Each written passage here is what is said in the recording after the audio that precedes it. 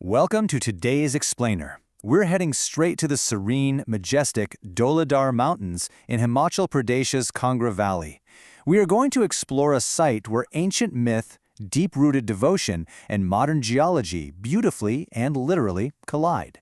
It's a place that has baffled emperors, drawn in massive scientific expeditions, and captured the unwavering faith of millions of people. We're talking about the legendary Jwalamukhi Temple. Okay, let's dive right into this. This is the core enigma of Jwalamukhi. Picture this. You walk into a temple, expecting to see a traditional stone or metal idol, but instead, you see these flawless blue flames. They're burning continuously, emerging directly right out of the crevices of solid rock.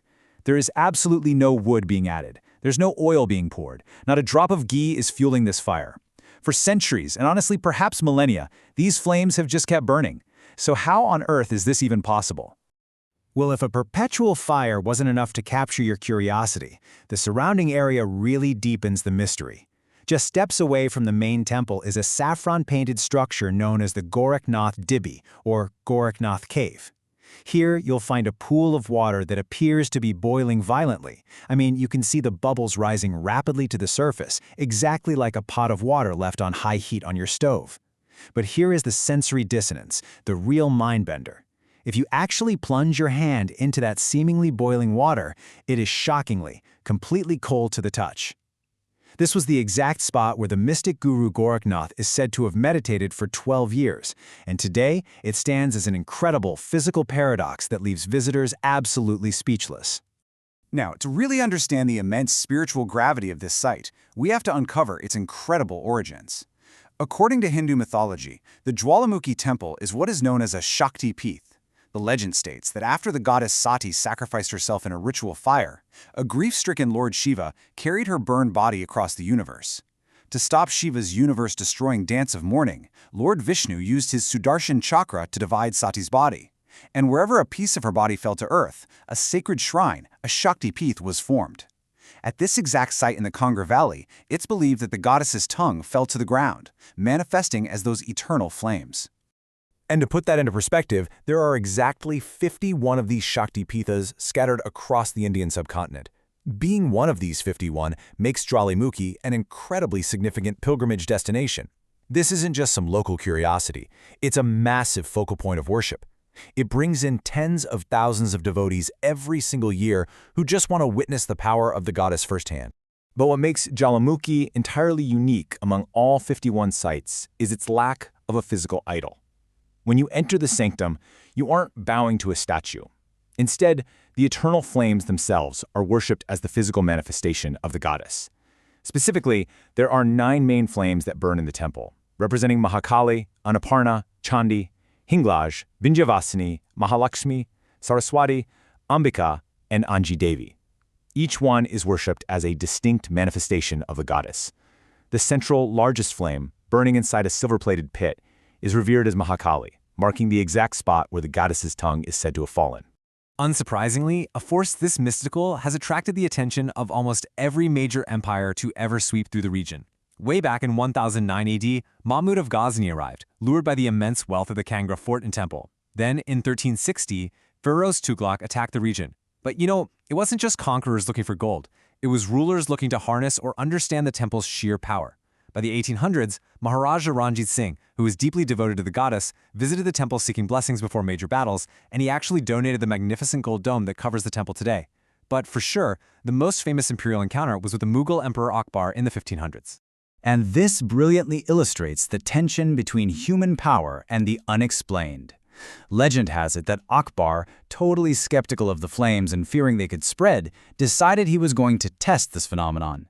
He didn't just pour a bucket of water on it either. He engineered a massive water canal to flow directly over the fires. When the flames just continued to burn right through the Russian water, he escalated his efforts. He ordered heavy iron discs to be placed over the vents to smother the fire. But the heat was so intense that the iron literally melted. Defeated and totally in awe, Akbar realized he was dealing with a power far beyond his control. He approached the temple in submission, offering a massive savaman golden umbrella, a chhatra, to the goddess. But the story doesn't end with his submission. According to the temple's historical lore, Akbar still harbored a tiny fraction of pride in his heart for offering such a grand, wealthy gift. And because of this impurity of intention, the goddess supposedly rejected the offering. Right before his very eyes, the solid gold umbrella transformed into a completely different metal. And incredibly, to this day, remnants of this umbrella remain at the temple. It's said that modern metallurgists and scientists have analyzed it and are still totally unable to identify exactly what this mysterious metal actually is. No way, right? All right, let's fast forward to the era of British rule, where the approach shifts from imperial dominance to industrial extraction.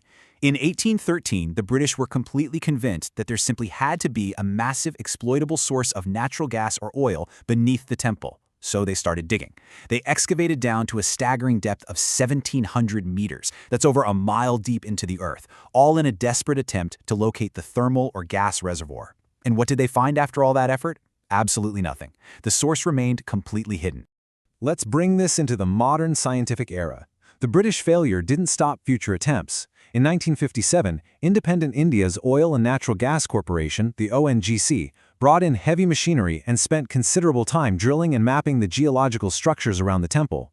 Again, no commercial reservoirs of oil or gas were found. Zilch. There are even widespread local rumors that NASA scientists came to take readings and test the area, only to leave with completely inconclusive results. Despite all of our advanced modern technology, the exact volume, source, and mechanics of the gas supply stubbornly refuse to be fully mapped out. So, what does this all mean? We actually have two completely distinct paradigms existing side by side, trying to explain the exact same phenomenon. On one hand, you have the mythological view, steeped in thousands of years of devotion, which sees the goddess's direct presence, pure divine energy manifesting as eternal light. On the other hand, the scientific view points out that the Daladar Range sits on top of an underground volcano, with hydrocarbon and methane gas seeping up through microfissures in the crust, igniting the second it hits oxygen. But here is the absolute beauty of this. Neither side inherently cancels out the experience of the other. The mystery of where the endless supply comes from keeps the scientific mind wondering, while the flawless, eternal light keeps the spiritual heart full. And let me tell you, that spiritual heart is beating stronger than ever today. The modern pilgrimage experience to Jwalamukhi is just profoundly sensory. From the moment the first Mongol Arti begins at 5 a.m. to the final Cheyenne Arti at 10 p.m., the temple is totally alive. Devotees are offering sweet robbery, fresh water, and coconuts to the flames. The air is thick with the aroma of incense and the rhythmic, powerful chants of thousands of visitors echoing against the backdrop of those beautiful mountains. It is a place where all the noise of the modern world just drops away, completely replaced by an atmosphere of unwavering devotion. So our main takeaway is perfectly captured right here. Jwalamukhi Temple isn't some battleground between what is known and what is believed. It remains an extraordinary site where faith and science coexist harmoniously. You can totally geek out and marvel at the incredible geological rarity of methane venting perfectly for 1,000 years, and simultaneously be deeply moved by the reverence of millions who see the divine in that very same fire. The temple doesn't ask you to choose a victor, it simply asks you to observe the wonder. Which leaves us with this final thought to chew on. We live in an age where satellites can read a license plate from space and algorithms can predict our next move. We map everything. But when you stand in front of a blue flame that has outlasted empires, burned right through rushing water, and completely evaded the deepest drills of modern industry, you really have to ask yourself, in a world where everything can be mapped and measured, is there still room for true magic? Thank you so much for joining me on this explainer, and keep questioning the wonders around you.